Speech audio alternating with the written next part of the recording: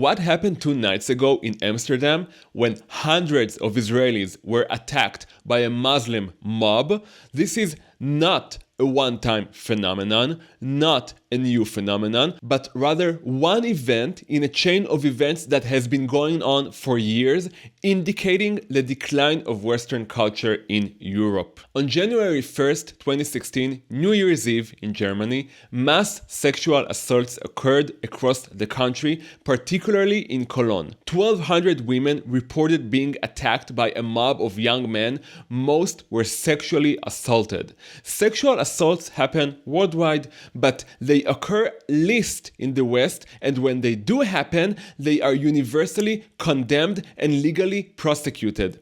So, how could it be that in a Western country like Germany, hundreds of men simultaneously, not a lone man in a dark alley or inside his house, but in public space, all act together to sexually assault hundreds of women? Well, on that night, Germany wasn't a Western country. A country cannot be Western when its population isn't Western and its culture isn't Western. Almost 100% of the attackers that night were Arabs, Moroccans, or Algerians. And why did they do it? The Cologne police chief claimed the reason was that these men came from places where such attacks against women are commonplace.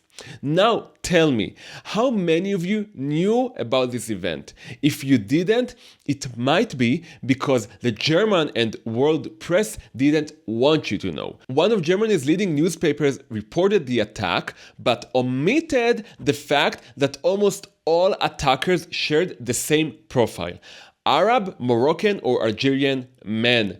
Why did they want to hide their identity? Because it's not politically correct, and mainly it endangers the prominent agenda among progressive circles today in the world, and particularly in Europe, that we are all first and foremost human beings, and that any reference to other components of our identity, particularly religion or nationality, is racism.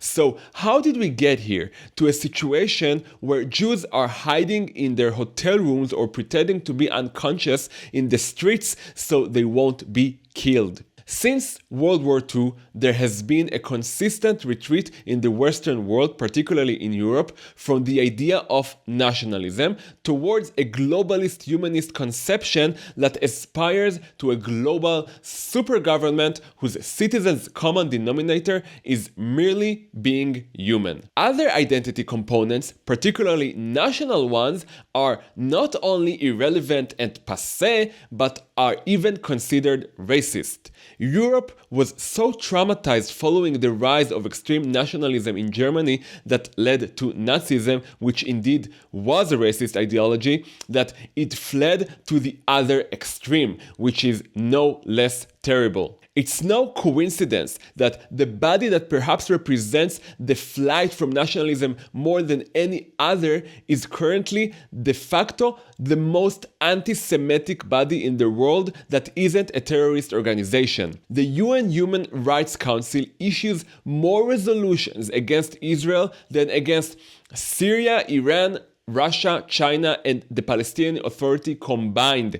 Their refusal to recognize that humans have an instinct to unite around an organizing idea, around a unifying story like nationality, and that beyond a certain size, people naturally separate to find a more cohesive story they identify with more strongly. This denial leads in practice to anti-Semitism. From the UN's perspective, opposing the state of Israel is supposedly not related to Jews. They simply refuse to recognize that humans in general and Jews in particular have strong feelings and connections to land and to self-definition that distinguishes them from other human beings. But you cannot separate the land of Israel from Judaism. Jews prayed toward Jerusalem throughout their 2,000-year exile. The name of the Jews comes from the region of Judea. There are commandments that can only be observed in Israel, like Shemitah and Maaser offerings. Ramban believed that observing commandments outside Israel's borders is just practice for fulfilling Judaism in its complete form on Israeli soil. Rabbi Kook argued that without the land of Israel, it's impossible to fully realize the Jewish vision. Therefore, whoever opposes Israel's existence and whoever refuses to recognize the connection between Jews and Israel is effectively anti-Semitic. The Jewish Austrian writer Stefan Zweig wrote in his autobiography, The World of Yesterday, published in 1942, before 1914, eve of World War I, the earth belonged to everyone. People went where they wanted and stayed as long as they pleased. There were no permits and visas. I traveled to India and America without a passport and without ever having seen one. Borders, along with police and military, became barriers thanks to everyone's pathological suspicion of everyone else. I count every rubber stamp on my passport as a stigma.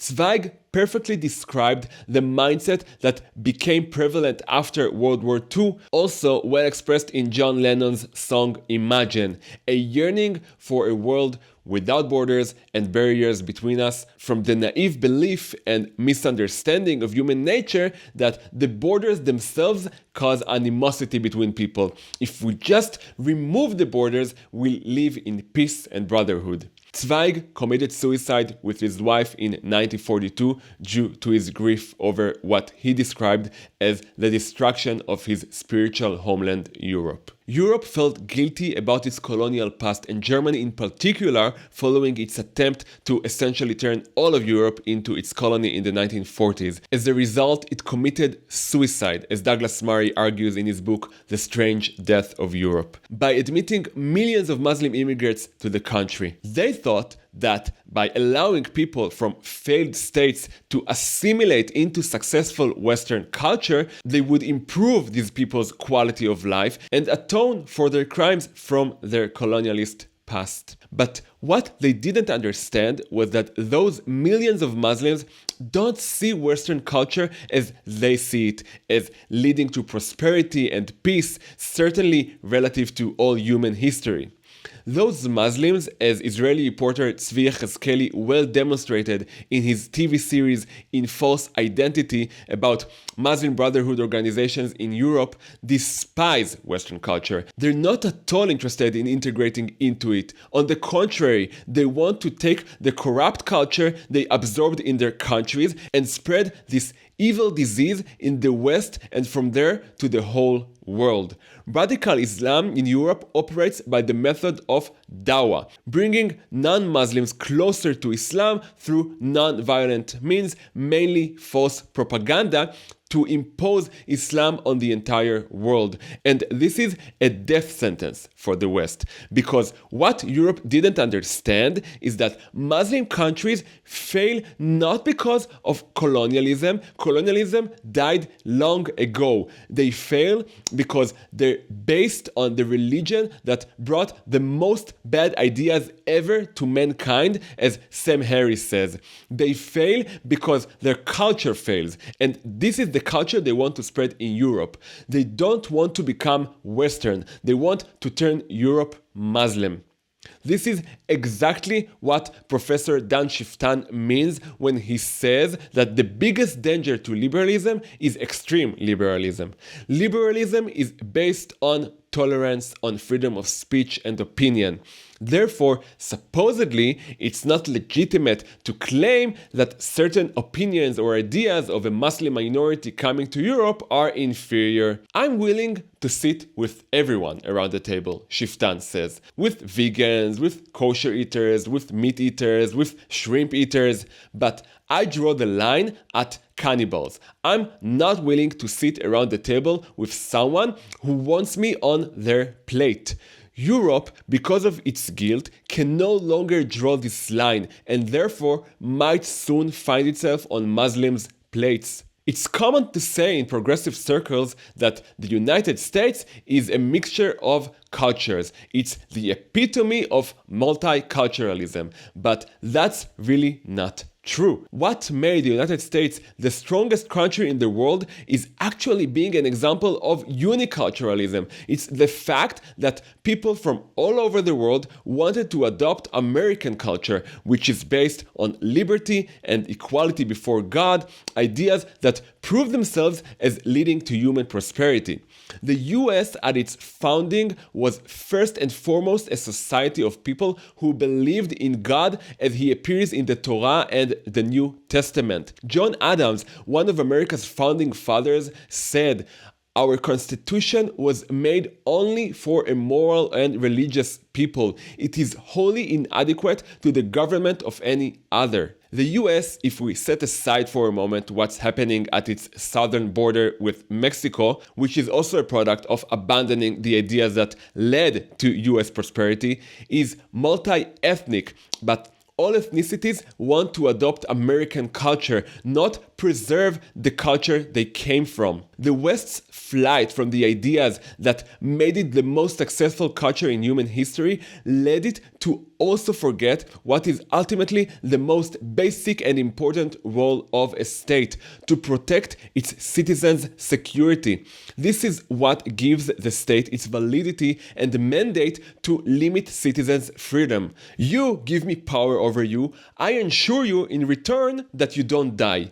This is the basis for the social contract between citizens and the state. In Israel, we also somewhat forgot this, but here we get regular reminders. In Europe, states are busy with progressive agendas like environmentalism and fulfilling the utopian globalist vision of one superstate for all world citizens, because we're all human beings first and foremost. While in practice, people are beaten in the streets not because they're human beings first, but because they're first and foremost Jews. What we saw 2 nights ago in Amsterdam is the tip of the iceberg of a phenomenon that had existed for at least a decade in Europe and will worsen if the West doesn't get its act together. Therefore, Israel is now fighting a war not just for itself, but for all of the West. It is its forward position against a culture that wants to do October 7th also in France and Germany, and later in the United States if it only could.